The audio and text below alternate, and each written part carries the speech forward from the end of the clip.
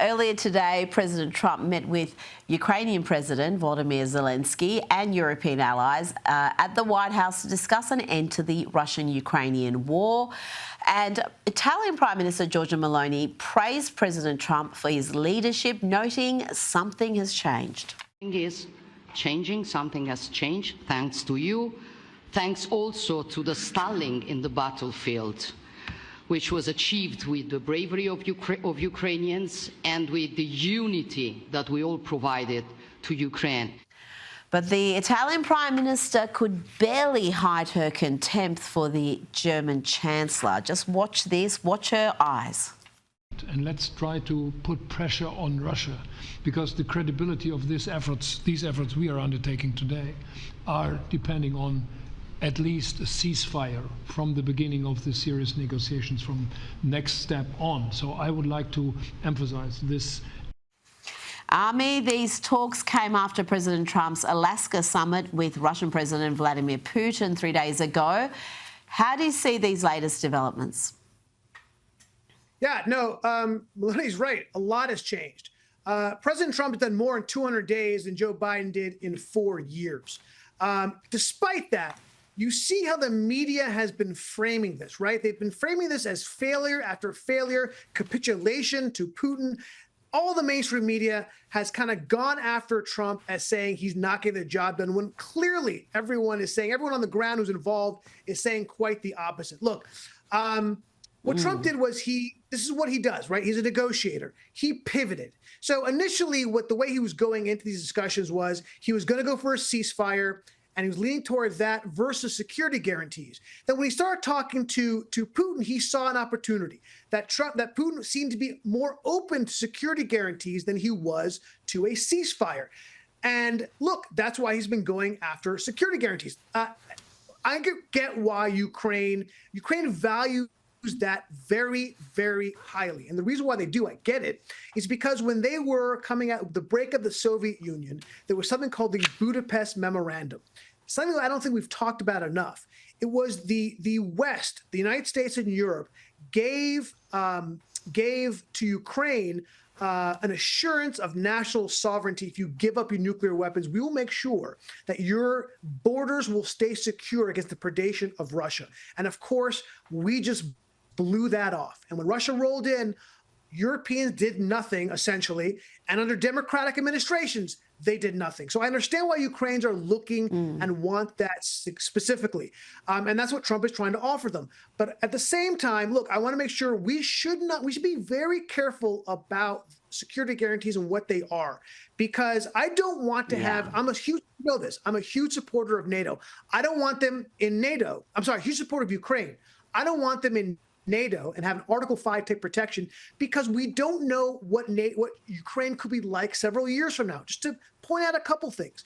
In 2004, Ukraine was pro-Russian, right? And then in 2010, they became pro-Western. 2014, back to pro-Russian, and now they're pro-Western. So look, we have to be careful because we don't know what Ukraine will be 4, 5, 10 years now. They've changed a number of times over the last 25 years. So we need to be careful. But I think that's the way, the path we're going down is the path forward. Naomi, I want to play you a hot mic moment that many found fascinating. That's all we ask for, is fairness with the media. Thank you all very much. Appreciate it. Thank you very much.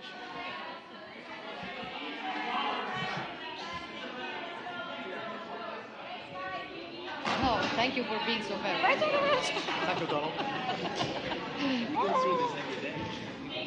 All the time. But he loves it. He loves it. For he does it always. I never want to speak with my friends. She says she never wants to speak to her press army. I can't say I blame her. And there was a lighter moment in today's meeting with President Zelensky and Donald Trump, and President Zelensky's attire was noted. President Zelensky, you look fabulous in that suit. I said the same thing. Yeah, you look good. I said the same thing. Yeah, looks good. I said to the one that attacked you last time. See, that was I remember that. Yeah, I apologize to you. You look wonderful. No, my first question for you, President Zelensky. In the same suit. You see, I changed you. Maybe yours is much better.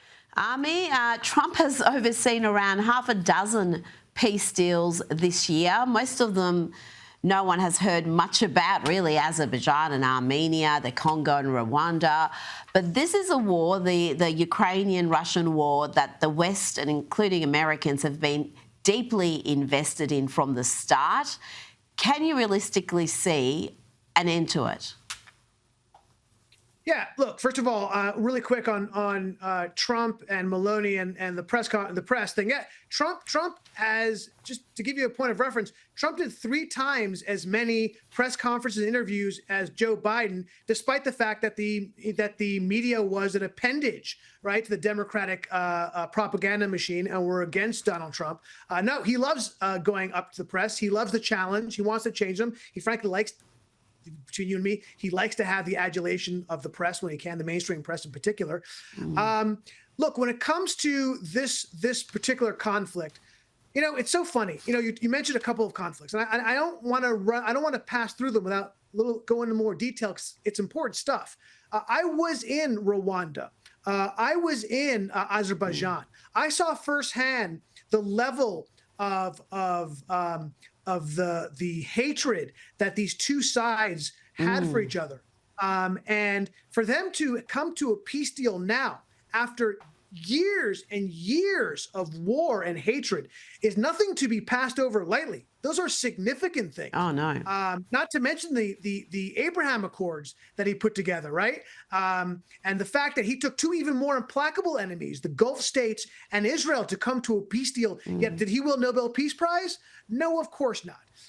In fact, one of the Nobel Peace Prize committee members specifically called out Trump and said, "I hate his immigration policy," right? When they don't really talk out. No, he has a track record of bringing implacable enemies together to create peace. So do I think peace will come during his 4 years between Putin and Ukraine? Absolutely, I do. And I don't think he'll get an iota of credit for it.